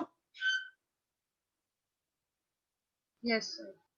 ਬੇਟਾ ਕਿਆ ਸਾਰਿਆਂ ਨੂੰ ਆ ਚੀਜ਼ ਸਮਝ ਲੱਗਦੀ ਵੀ ਜੋ ਦੱਸਦਾ ਪਿਆ? Yes, sir. ਜਿਹੜਾ ਵਰਕ ਡਨ ਹੋਏਗਾ ਪੂਰਾ ਕੰਪਲੀਟ ਸਾਈਕਲ ਦਾ, ਉਹ ਹਮੇਸ਼ਾ ਜਿਹੜਾ ਆ ਤੁਹਾਡਾ ਸਾਈਕਲਿਕ ਕਰਵ ਬਣੀ ਆ ਇਹਦਾ ਏਰੀਆ ਅੰਡਰ ਦਾ ਕਰਵ ਹੁੰਦਾ। ਇੰਨੀ ਗੱਲ ਸਮਝ ਲੱਗਦੀ ਪਈ? Yes, sir. Yes, sir. ਇਹੀ ਵਰਡ ਸੇਮ ਇਹੀ ਵਰਡ ਆਪਾਂ ਆਪਣੀ ਕਰਵ ਦੇ ਉੱਤੇ ਅਪਲਾਈ ਕਰੀਏ, ਇਹੀ ਵਰਡ ਆਪਾਂ ਆਪਣੀ ਕਰਵ ਦੇ ਉੱਤੇ ਅਪਲਾਈ ਕਰੀਏ ਤੇ ਆਪਣੇ ਕੋਲ ਰਿਜ਼ਲਟ ਇਹ ਹੋਏਗਾ ਕਿ ਜਿਹੜੀ ਸਾਈਕਲਿਕ ਕਰਵ ਸਾਡੀ ਆ ਬਣਦੀ ਪਈ A B C D A ਹਨਾ, ਜਿੰਨਾ ਏਰੀਆ ਇਸ ਕਰਵ ਨੇ ਐਨਕਲੋਜ਼ ਕਰਨਾ that is the net work done ਕਹਿੰਦਾ ਜੀ by the ਕਹਿੰਦਾ ਜੀ given process। ਸੋ ਇਹਨੂੰ ਲਿਖਣਾ ਹੋਵੇ ਤੇ ਆਪਾਂ ਐਸ ਸੱਚ ਏਰੀਆ ਵਾਈਜ਼ ਇਹੀ ਟਰਮ ਲਿਖਣੀ, ਕਿਉਂਕਿ ਆਪਾਂ ਏਰੀਆ ਵੀ ਨਾਲੋਂ ਨਾਲ ਡਿਫਾਈਨ ਕੀਤਾ ਵਾ। ਤੇ therefore work done ਦੀ ਵੈਲਿਊ ਮੇਰੇ ਕੋਲ ਆ ਜਾਏਗੀ area of A B C D A। ਆ ਮੇਰੇ ਕੋਲ ਨੈਟ ਵਰਕ ਕਹਿੰਦਾ ਜੀ ਸਿਸਟਮ ਦਾ ਆਜੂ ਏਰੀਆ ਵਾਈਜ਼, ਆ ਮੇਰੇ ਕੋਲ ਨੈਟ ਵਰਕ ਡਨ ਆ ਜਾਏਗਾ ਕਹਿੰਦਾ ਜੀ ਐਸ ਸੱਚ ਕਹਿੰਦਾ ਜੀ difference of heat the farm ਚ। ਕਿਆ ਇੰਨਾ ਕਲੀਅਰ? Yes, sir. ਬੋਲੋ, ਮੈਂ ਤਾਂ ਇੰਨੀ ਜਾਣ ਲਾ ਕੇ ਕਰਾਂ ਚ ਤੁਹਾਡਾ Yes, ਰਿਸਪੌਂਸ sir. ਬਣਿਆ ਹੋ। Yes, sir. ਕਲੀਅਰ ਆ ਸਾਰਿਆਂ ਨੂੰ? Yes, sir. Yes, sir. ਹੁਣ ਬੋਤੇ ਇਹਦੇ ਜਿਹੜੇ ਮੈਥਮੈਟੀਕਲ ਸਟੈਪ ਆਪਾਂ ਇਕੁਏਸ਼ਨਾਂ ਵਿੱਚ ਲਿਖੀਆਂ ਇਹ ਦਿਮਾਗ 'ਚ ਰੱਖਿਓ। ਅਗਲਾ ਪਾਰਟ ਇਹਦਾ ਬਣਾਉਣਾ ਸੀ ਐਫੀਸ਼ੀਐਂਸੀ ਆਫ ਕਾਰਨੋਟ ਸਾਈਕਲ, ਠੀਕ ਹੈ। ਆ ਆਪਣਾ ਮੈਥਮੈਟੀਕਲ ਜੋ ਬਣਨਾ ਸੀਗਾ ਇੱਕ ਪਾਰਟ ਆਪਣਾ ਕੰਪਲੀਟ ਆ, ਠੀਕ ਹੈ ਜੀ। ਕਾਰਨੋਟ ਸਾਈਕਲ ਦੇ ਬੇਸਿਕ ਸਟੈਪਸ ਕਿਹੜੇ ਨੇ ਉਹ ਆਪਣਾ ਕੰਪਲੀਟ ਆ।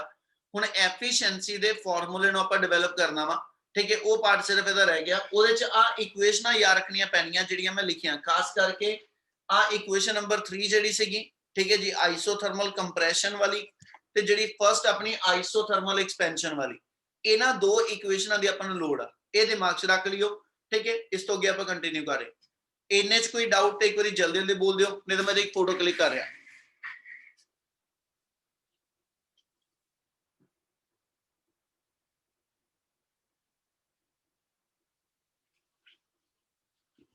हाँ जी बच्चे, करदा कि है कोई डाउट? Clear है sir. चलो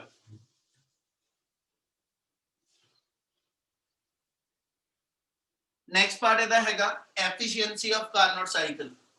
लास्ट टॉपिक है अपना इस चैप्टर का।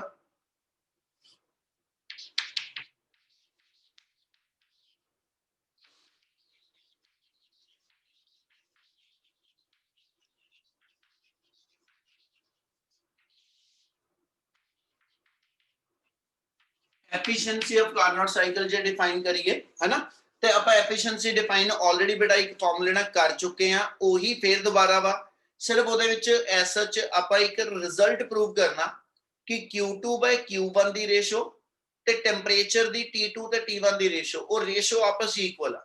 ਅਸੀਂ ਐਫੀਸ਼ੀਐਂਸੀ ਦਾ ਫਾਰਮੂਲਾ ਦੋ ਵੇ ਨਾਲ ਡਿਫਾਈਨ ਕਰਦੇ ਆ, ਇੱਕ ਹੀਟ એનર્ਜੀ ਦੀ ਫਾਰਮ ਚ ਔਰ ਇੱਕ ਟੈਂਪਰੇਚਰ ਦੀ ਫਾਰਮ ਚ। ਉਹ ਆਪਸ ਇਕੁਇਵਲੈਂਟ ਕਰਨ ਲਈ ਸਾਰਾ ਟੌਪਿਕ ਬਣਨਾ ਆਪਣਾ।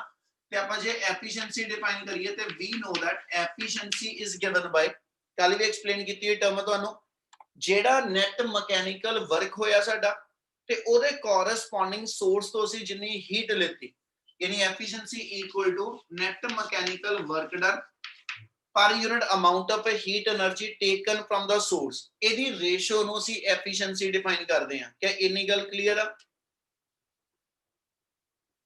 Yes, sir. और वर्क की वैल्यू ਜਿਹੜੀ ਸੀਗੀ, वर्क ਦੀ ਵੈਲਿਊ ਆਪਣੀ ਆ ਗਈ Q1 Q2 ਓਵਰ Q1 है ना, ਤੇ देयरफॉर ਐਫੀਸ਼ੀਐਂਸੀ ਦਾ ਪੁੱਤ ਇੱਕ ਫਾਰਮੂਲਾ ਬਣ ਗਿਆ 1 Q2/Q1। ਕਲੀਅਰ ਸਾਰਿਆਂ ਨੂੰ ਜੀ? Yes, sir. ਚਲੋ ਹੁਣ ਅੱਗੇ ਧਿਆਨ ਨਾਲ ਸਮਝ ਲਿਓ। ਹੁਣ ਆਪਾਂ Q2/Q1 ਨੂੰ T2/T1 ਦੀ ਰੇਸ਼ੋ ਦੇ ਇਕੁਇਵਲੈਂਟ ਡਿਵੈਲਪ ਕਰਨਾ ਵਾ। ਉਹਦੇ ਵਾਸਤੇ ਜਿਹੜੇ ਚਾਰ ਸਟੈਪ ਆਪਾਂ ਕੀਤੇ ਆ ਹੁਣੀ, ਠੀਕ ਹੈ, ਜਿਹੜੇ ਚਾਰ ਸਟੈਪ ਆ ਰਫਲੀ ਇੱਥੇ ਉਹਦੀ ਡਾਇਗਰਾਮ ਉਹਦੀ ਦੁਆਰਾ ਦੇ ਰਿਹਾ। ਪਹਿਲੇ ਸਟੈਪ 'ਚ, ਦੂਜੇ ਸਟੈਪ 'ਚ, ਤੀਜੇ ਸਟੈਪ 'ਚ ਤੇ ਫੋਰਥ ਸਟੈਪ ਦੇ ਅੰਦਰ ਜੋ ਪ੍ਰੈਸ਼ਰ ਵੋਲੀਅਮ ਦੀ ਚੇਂਜ ਆ ਉਹ ਅਸੀਂ ਸ਼ੋ ਕਰ ਲਾਂਗੇ। P1 V1, P2 V2, P3 V3 ਔਰ ਫੋਰਥ P4 V4। अपने को सीगा आइसोथर्मल एक्सपेंशन, इथे सीगी एडियाबैटिक एक्सपेंशन, इथे सीगा अपना आइसोथर्मल कंप्रेशन ते लास्ट सीगा एडियाबैटिक कंप्रेशन। क्लियर है? Yes, sir.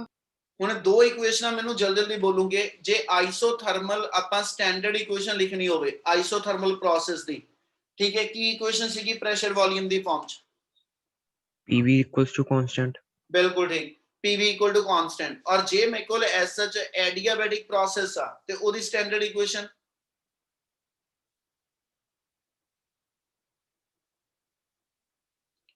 J adiabatic PV gamma is PV equal to constant. gamma equal to constant। ਪੁੱਤ ਆ ਦੋ ਰਿਲੇਸ਼ਨ ਕੀਤੇ ਸੀ, PV equal to constant ਇਹ ਉਦੋਂ ਲੱਗਦੀ ਆ ਜੇ ਪ੍ਰੋਸੈਸ ਮੇਰਾ ਆइसोथर्मल ਆ, ਤੇ ਜੇ adiabatic ਆ ਤੇ PV raised to power gamma equal to constant ਲੱਗਦੀ ਆ। ਇਹੀ ਦੋ ਇਕੁਏਸ਼ਨਾਂ ਅਸੀਂ ਅਪਲਾਈ ਕਰਨੀਆਂ। ਜੇ ਪਹਿਲਾ ਸਟੈਪ ਆइसोथर्मल ਤੇ ਇਸ ਇਕੁਏਸ਼ਨ ਨਾਲ ਲਿਖਾਂਗਾ, ਜੇ ਦੂਜਾ ਸਟੈਪ ਐਡੀਆਬੈਟਿਕ ਤਾਂ ਇਸ ਇਕੁਏਸ਼ਨ ਨਾਲ, ਇਹਦੀਆਂ ਅਗਲੀਆਂ ਦੋ। ਹੁਣ ਪਹਿਲਾ ਸਟੈਪ ਆਪਾਂ ਇੱਥੇ ਲਿਖਦੇ ਪਏ ਫॉर आइसोथर्मल एक्सपेंशन। ਜੇ ਪਹਿਲੇ ਸਟੈਪ 'ਚ आइसोथर्मल एक्सपेंशन ਹੋਈ ਆ, ਉਹਦੇ accordingly pressure volume P1 V1 equal to P2 V2। ਇਹਨਾਂ ਆਜੂ ਜੀ ਆ क्लियर है? Yes sir. Yes sir. ठीक है, ये मेरी इक्वेशन, इनु आपा कोई नंबर नहीं दे रहे, इक्वेशन नंबर 1 इनु कह देने। सेकंड स्टेप में कोल सेगा एडियाबैटिक,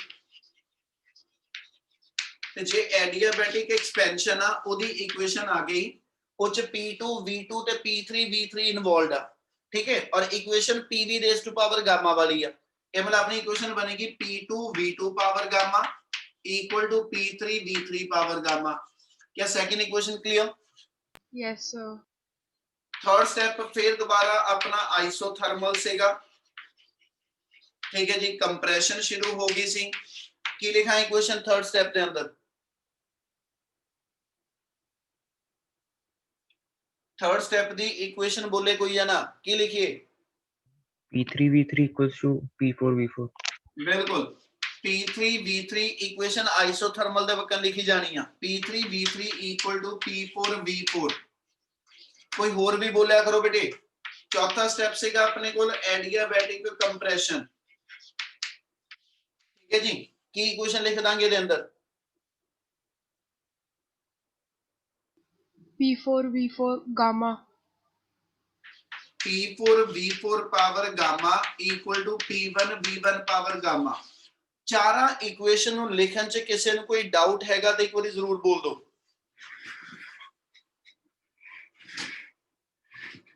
क्या चारे ਦੇ ਚਾਰੇ ਇਕੁਏਸ਼ਨ ਕਲੀਅਰ ਹੈ ਕਿਦਾਂ ਲਿਖੀਆਂ ਆਪਾਂ?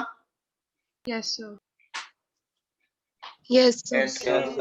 ਚਲੋ ਹੁਣ ਇਹਦੇ ਅਕੋਰਡਿੰਗਲੀ ਆਪਾਂ ਇਹਨੂੰ ਫਰਦਰ ਕੀ ਕਰਨਾ, ਚਾਰਾਂ ਇਕੁਏਸ਼ਨਸ ਨੂੰ ਆਪਾਂ ਮਲਟੀਪਲਾਈ ਕਰਨਾ, ਲੈਫਟ ਨੂੰ ਲੈਫਟ ਔਰ ਰਾਈਟ ਨੂੰ ਰਾਈਟ ਸਾਈਡ ਨਾਲ ਮਲਟੀਪਲਾਈ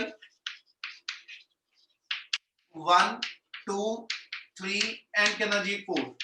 ਹੁਣ ਜਦੋਂ ਮਲਟੀਪਲਾਈ ਕਰਾਂਗਾ ਤੇ ਇਧਰਲੇ ਪਾਸੇ ਮੇਰੇ ਕੋਲ ਆ ਗਿਆ P1 V1 P2 V2 power Gama P3 V3 ਤੇ P4 V4 ਪਾਵਰ ਗਾਮਾ। दूसरी साइड चलिए P2 V2 P3 V3 power gamma P4 V4 ਤੇ P1 V1 ਪਾਵਰ ਗਾਮਾ। ਇਹਦੇ ਵਿੱਚੋਂ P1 P4 P3 P2 ਆ ਟਰਮ ਦੋਨੋਂ ਪਾਸੇ ਕੈਨਸਲ ਹੋ ਜੂ ਜੀ। Yes, sir. ਦੂਜੇ ਪਾਸੇ ਕੀ ਕਰੋ, ਇਧਰ V2 ਪਾਵਰ ਗਾਮਾ ਤੇ V4 ਪਾਵਰ ਗਾਮਾ ਵਾ ਤੇ ਇਧਰ V2 V4 ਜਿਹੜਾ ਵਿਦਆਊਟ ਪਾਵਰ ਗਾਮਾ ਵਾ।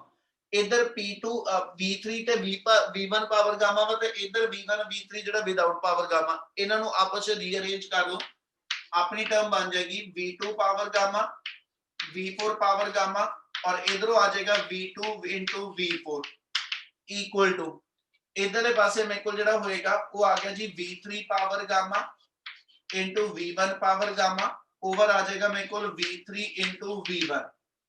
ठीक है, हुण जे पावर ऊपर इन्हां दी एडजस्ट कर लईए ते इत्थे V2 दी पावर गामा -1 रह जू, V4 दी भी पावर गामा -1 इहदी इस साइड ते इनु टर्म नु इदा लिख दिए बेटा V2 V4 power gamma -1 equal to V3 V1 power gamma -1। क्या स्टेप क्लियर है? Yes, sir.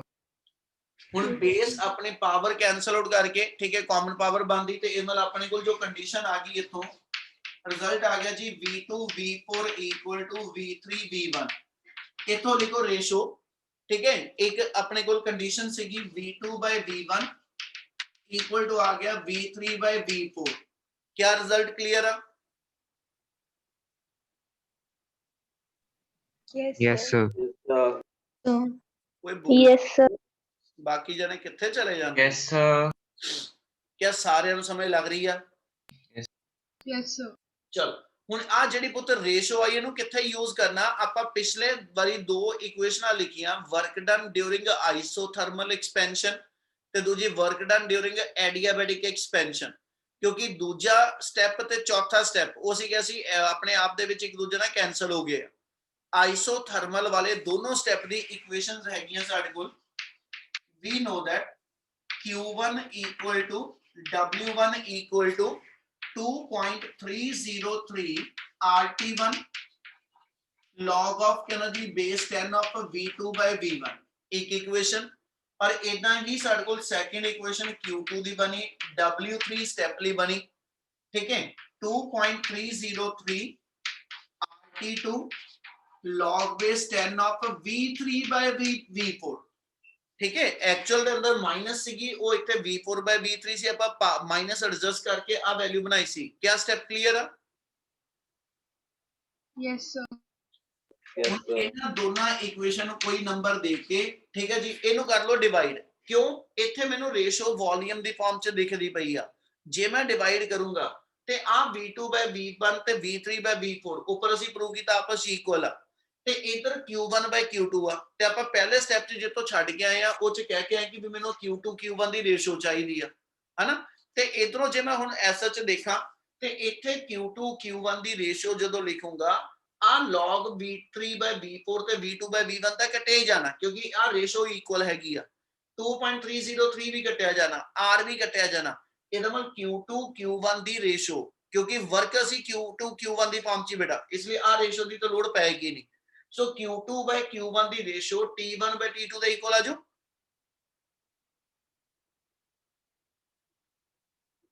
Yes, sir. ਆ ਸਟੈਪ ਸਮਝ ਲੱਗ ਰਿਹਾ ਆਪਾਂ ਆ ਕਰਨ ਲੱਗੇ ਆ divide equation B by A ਤੇ ਜੇ ਮੈਂ ਡਿਵਾਈਡ ਕਰਾਂ ਆਪਣੇ ਕੋਲ ਰਿਜ਼ਲਟ ਆ ਗਿਆ Q2 by Q1 equal to 2.303 RT2 log base 10 of V3 by V4 over आ गया 2.303 ठीक है जी RT2 RT1 log base 10 of V2 by V1 ਹੁਣ ਪੁੱਤ ਉੱਪਰ ਆਪਾਂ ਆ ਰਿਜ਼ਲਟ ਬਣਾਇਆ ਹੋਇਆ ਆਲਰੇਡੀ ਕਿ ਵੀ V2 V1 ਦੀ ਰੇਸ਼ੋ ਤੇ V3 V4 ਦੀ ਰੇਸ਼ੋ ਇਕੁਅਲ ਆ ਇਸ ਲਈ ਆ ਟਰਮ ਆਪਸ ਵਿੱਚ ਰੇਸ਼ੋ ਚ ਕੈਨਸਲ ਹੋ ਜੂ Yes, sir. Yes, sir. ਠੀਕ ਹੈ ਜੀ Yes, sir. ਇਧਰੋਂ ਆਪਣੀ ਆ ਟਰਮ ਤੇ ਇਧਰੋਂ ਆਪਣੀ ਆ ਟਰਮ ਕੈਨਸਲ ਇਹਦਾ ਮਤਲਬ ਇੱਥੇ ਰੇਸ਼ੋ ਸਾਡੀ ਜਿਹੜੀ ਹੋਏਗੀ that come out to be Q2 by Q1 equal to T2 by T1 ਆ ਆਪਸ ਵਿੱਚ ਇਕੁਇਵਲੈਂਟ ਟਰਮ ਪ੍ਰੂਵ ਹੋ ਜੂ Yes, sir. ਫਿਰ ਜਿਹੜੀ ਉੱਪਰ ਆਪਾਂ ਐਫੀਸ਼ੀਐਂਸੀ ਡਿਫਾਈਨ ਕਰਕੇ ਆਏ ਸੀਗੇ 1 Q2 by Q1 ਉਹਨੂੰ ਹੁਣ ਟੈਂਪਰੇਚਰ ਦੀ ਫਾਰਮ ਚ ਆਪਾਂ ਡਿਫਾਈਨ ਕਰ ਸਕਦੇ ਹਾਂ Yes, sir. Sir. ਚਲ देयरफॉर ਲਾਸਟ ਸਟੈਪ ਆਪਣਾ ਫਿਰ ਇਹ ਆ ਜਾਏਗਾ ਕਿ ਵੀ ਜਿਹੜੀ ਐਫੀਸ਼ੀਐਂਸੀ ਆ that is written to be 1 T2 by T1 ਅੱਗੇ ਜਦੋਂ ਆਪਾਂ ਪਹਿਲਾਂ ਕੀਤਾ ਸੀ ਟੌਪਿਕ ਇਹ ਹੀਟ ਇੰਜਨ ਦਾ ਜਨਰਲ ਟੌਪਿਕ ਉਹ ਚ ਐਸ ਸੱਚ ਉਦਾਂ ਹੀ ਡਿਫਾਈਨ ਕਰਤੇ ਸੀ ਆਪਣੇ ਕੋਲੋਂ ਪਰ ਆ ਉਹਦਾ ਪ੍ਰੋਪਰ ਪ੍ਰੂਫ ਹੋਏਗਾ ਜਿਹਦੇ ਚ ਮੇਰੇ ਕੋਲ Q2 Q1 ਦੀ ਰੇਸ਼ੋ ਟੈਂਪਰੇਚਰ ਦੀ ਰੇਸ਼ੋ ਦੇ ਇਕੁਅਲ ਆ ਉਹਨੂੰ ਆਪਾਂ ਇੱਥੇ ਯੂਜ਼ ਕਰਕੇ efficiency the second formula 1 T2 by T1 define ਕਰ ਲਾਂਗੇ क्या आ चीज क्लियर सारे नु Yes, sir. Yes, sir. Yes, sir. Yes, sir. ਜਿੱਥੇ ਟੌਪਿਕ ਦਿੱਤਾ ਹੋਇਆ ਬੁੱਕ ਦੇ ਅੰਦਰ ਤੁਹਾਨੂੰ ਨਾ ਉੱਥੇ ਇਸ ਤੋਂ ਬਾਅਦ ਉਹਨੇ ਐਫੀਸ਼ੀਐਂਸੀ ਨਾਲ ਕੁਝ ਪੁਆਇੰਟ ਡਿਸਕਸ ਕੀਤੇ ਹੋਏ ਆ ਠੀਕ ਹੈ ਉਹ ਆਪਾਂ ਆਲਰੇਡੀ ਕਰ ਚੁੱਕੇ ਆ ਗੱਲ ਐਫੀਸ਼ੀਐਂਸੀ 100% ਕਿਉਂ ਨਹੀਂ ਹੋ ਸਕਦੀ ਉਹਦੀ ਕੰਡੀਸ਼ਨ ਦਸੀਆਂ ਸੀ ਕਿਉਂਕਿ ਨਾ ਤਾਂ ਸੋਰਸ ਦਾ ਟੈਂਪਰੇਚਰ ਇਨਫਾਈਨਾਈਟ ਪੋਸੀਬਲ ਆ ਕਿਉਂਕਿ ਜੇ ਇਹ ਟਰਮ ਇਨਫਾਈਨਾਈਟ ਹੋਵੇ ਫਿਰ 1 by infinity 0 ਹੋ ਜਾਂਦਾ ਫਿਰ ਐਫੀਸ਼ੀਐਂਸੀ 100% ਆ ਜਾਂ T2 0 ਹੋ ਜਾਵੇ ਕਹਿੰਦਾ ਜੀ ਇਹ ਵੀ ਪੋਸੀਬਲ ਨਹੀਂ ਸੀਗਾ ਕਿ ਸਰਾਊਂਡਿੰਗ ਨੂੰ ਹੀਟ ਜਾਵੇ ਤੇ ਉਹਦਾ ਟੈਂਪਰੇਚਰ ਚੇਂਜ ਨਾ ਹੋਵੇ ਹਨਾ ਇਹ ਮਤਲਬ T2 0 ਪੋਸੀਬਲ ਨਹੀਂ ਤੇ T1 ਮੇਰੇ ਕੋਲ ਇਨਫਾਈਨਾਈਟ ਪੋਸੀਬਲ ਨਹੀਂ ਇਸ ਲਈ ਇਹਨਾਂ ਦੋਨਾਂ ਕੰਡੀਸ਼ਨ ਦੇ ਅੰਦਰ ਆਪਣੇ ਡਿਵਾਈਸ ਦੀ ਐਫੀਸ਼ੀਐਂਸੀ ਜਿਹੜੀ ਆ ਉਹ ਕਿਸੇ ਵੀ ਮੂਮੈਂਟ ਤੇ 100% ਪੋਸੀਬਲ ਨਹੀਂ ਹੋਏਗੀ क्या इतना समय लग गया बच्चे Yes, sir. Yes, sir. चलो अपना एफिशिएंसी वाला टॉपिक जेड़ा वो कंप्लीट आ ठीक है जी ते चैप्टर भी ਤੁਹਾਡਾ ਕੰਪਲੀਟ ਆ ਇਸ ਤੋਂ ਬਾਅਦ ਕਾਰਨੋਟ ਥਿਓਰਮ ਦੀ ਸਿਰਫ ਸਟੇਟਮੈਂਟ ਆ ਤੁਹਾਡੇ ਠੀਕ ਹੈ ਕਾਰਨੋਟ ਥਿਓਰਮ ਦੀ ਡਿਟੇਲ ਜਿਹੜੀ ਉਹ ਨਹੀਂ ਹੈਗੀ ਠੀਕ ਹੈ ਸਿਰਫ ਔਰ ਸਿਰਫ ਉਹਦੀ ਸਟੇਟਮੈਂਟ ਆ ਉਹ ਤੁਹਾਨੂੰ ਮੈਂ ਦੱਸ ਦਿੱਤੀ ਹੈ ਪਹਿਲਾਂ क्या इना क्लियर हो जू सारा चैप्टर Yes, sir. Sir. ਗੱਲ ਕਹੀ ਹੈ ਬੇਟਾ ਜਿਨ੍ਹਾਂ ਨੇ ਲੇਟ ਜੁਆਇਨ ਕੀਤਾ ਉਹ ਗੱਲ ਧਿਆਨ ਨਾਲ ਸੁਣ ਲਓ ਕਿ ਵੀ ਐਸ ਸੱਚ ਤੁਹਾਡਾ ਮੰਡੇ ਨੂੰ ਇੱਥੇ ਤੱਕ ਪੂਰਾ ਚੈਪਟਰ ਜਿਹੜਾ ਵਾ ਉਹ ਥਿਉਰੀ ਵਾਈਜ਼ ਪੜਿਆ ਚਾਹੀਦਾ ਮੈਨੂੰ ਮੈਂ ਕੁਝ ਵੀ ਪੁੱਛਣਾ ਕੋਈ ਵੀ ਫਾਰਮੂਲਾ ਪੁੱਛਣਾ ਵਾ ਠੀਕ ਹੈ ਜੀ ਤੇ ਕੋਈ ਵੀ ਕੰਡੀਸ਼ਨ ਪੁੱਛਣੀ ਹੈ ਤੁਹਾਡਾ ਚੈਪਟਰ ਚੰਗੀ ਤਰ੍ਹਾਂ ਅੱਜ ਔਰ ਕੱਲ ਦਾ ਦਿਨ ਲਗਾ ਕੇ ਇਹਨੂੰ ਤੁਸੀਂ ਰੀਡ ਆਊਟ ਕਰ ਲਓਗੇ ਇੱਕ ਵਾਰੀ ਓਕੇ ਜੀ Yes, sir. Okay, sir. Okay, sir. ਮਾਨਨ ਤੇ ਹੀਆ ਗਰੁੱਪ ਦੇ ਵਿੱਚ ਮੈਸੇਜ ਪਾਵੋ ठीक है सच ਜਿਹੜਾ ਇਹ ਚੈਪਟਰ ਆ ਸਰ ਨੇ ਕਿ ਮੰਡੇ ਤੱਕ ਸਾਰੇ ਇਹਨੇ ਰੀਡ ਕਰਕੇ ਰੱਖੋਗੇ ਮਾਰਨਿੰਗ ਕਲਾਸ ਜਦੋਂ ਮੰਡੇ ਹੋਏਗੀ ਤਾਂ ਸਾਰਾ ਚੈਪਟਰ ਸਾਰਿਆਂ ਦਾ ਪੜਿਆ ਹੋਣਾ ਚਾਹੀਦਾ ਬੇਟਾ Okay, sir. Okay, sir. Message ਪਾ ਦਿਓ ਬੇਟਾ ਚਲੋ